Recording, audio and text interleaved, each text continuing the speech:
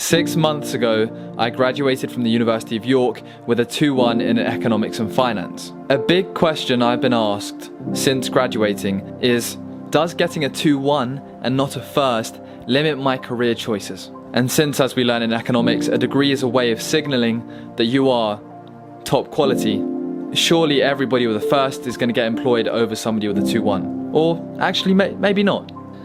Ladies and gents, welcome back to the channel. Now, today we are going to be talking about my degree. And essentially, as you can see on the certificate, I graduated with a 2-1 in economics, or a first class honours were minus 0.7%, which is also true. So we're going to be talking all about my degree and has it limited my choices in terms of careers and stuff that I've wanted to do since graduating because, I didn't get a first.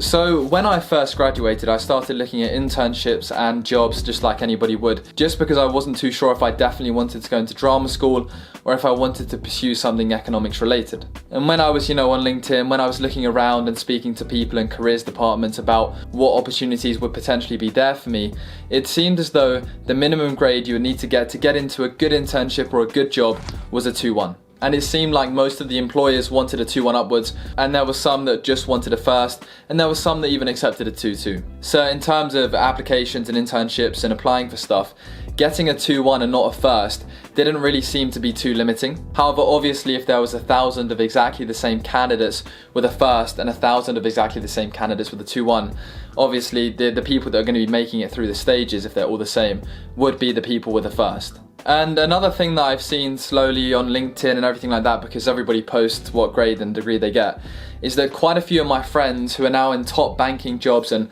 top jobs at EY and other places like that, doing, complicated stuff, a lot of them got a 2-1. Not everybody who's in a good job got a first, which I think is quite a good thing. And it obviously shows that in terms of the industry, getting a first isn't the be all and end all of getting a good job. And obviously there's so many other things that will influence whether you get a job or, if a 2-1 is limiting. Let's say during them 3 years you did nothing, you've just got a 2-1 versus you got a 2-1 and you did loads of work experience, you wrote this, you did this paper. Obviously there's other things that, influence if you get an internship or a good job in the banking industry. But for me personally as well, obviously I went into acting, but in the last 6 months since I have graduated, I've barely really ever been asked officially what my degree grade is. Obviously my friends ask and I've had to tell people, what grade I got, which I'm very pleased with, by the way. A 2-1 is a great grade. It's just agonizingly close to a first. And I guess the only way it's impacted my life is that if I got a first, I probably would have posted it on LinkedIn. However, I didn't get a first, I got a 2-1, so I didn't post it on LinkedIn. So it has been 6 months since I graduated from the University of York with this degree, and it's not really come up too much what grades I got.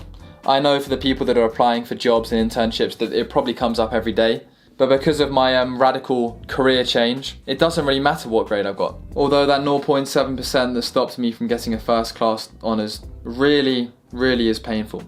So yeah, my advice would be to anybody who's stressing about if they're going to get a first or not, or if they're going to get a 2-1, it would be great to get a first, but overall I wouldn't worry, it doesn't matter too much. And to anybody who's just got a first or is thinking about they're not going to be able to get a first, or congrats if you got a first. And if you don't think you're going to be able to, there's still plenty of chances for you to do well out in life and get a good job. Just make sure you get some other stuff to compensate for not getting a first, so that in the application stage they see you've got, they don't just throw you out straight in the bin. But considering I spent my whole life in education building up to this, the amount of times it's come up since I've got it is surprisingly little. And I guess it's the sort of thing where as soon as you kind of get a bit of experience in the real industry, the degree matters less. This certificate is much more a symbol of, I went to university, I had a great time, I would not change it for anything, and I got a 2-1. But yeah, I hope you guys have enjoyed this quick little video of me just answering your question of, have I been limited since I got this degree 6 months ago? Has it prevented me doing anything? The simple answer is no, me not getting a first hasn't limited what I could have applied for, what I've done, or anything like that. So yeah, strive for a first. If you don't get it, I think you'll be alright. And my master's continues in 2 weeks.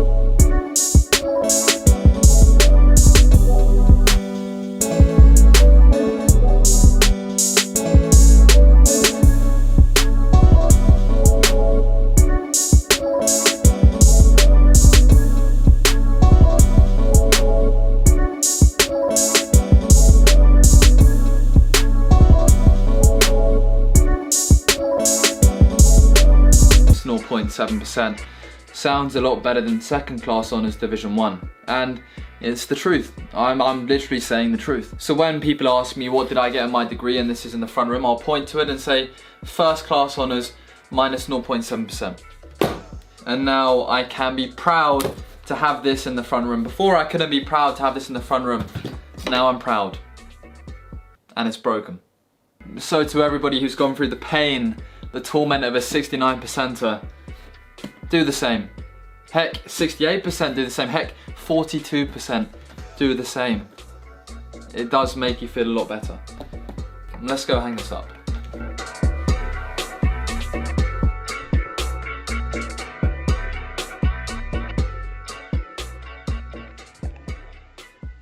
Ladies and gentlemen, welcome back to another Stock Review Saturday.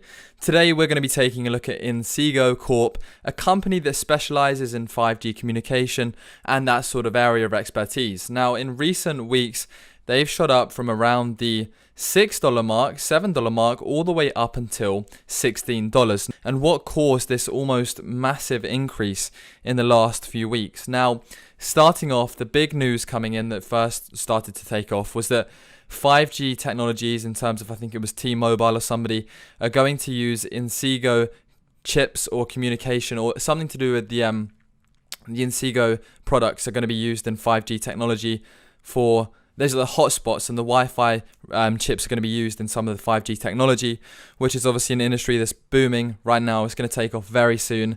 And then furthermore, recently it's been announced that their technology, their 5G technology, is going to be used in connected cars, which have sent the stock essentially flying. Their market cap is 1.39 billion.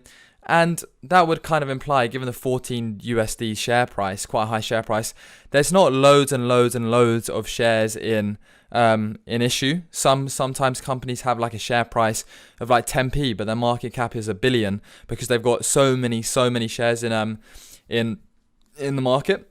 All up in my head, that's how I behave. Passing up the same, waking up the same. All up in my head, that's just how I behave.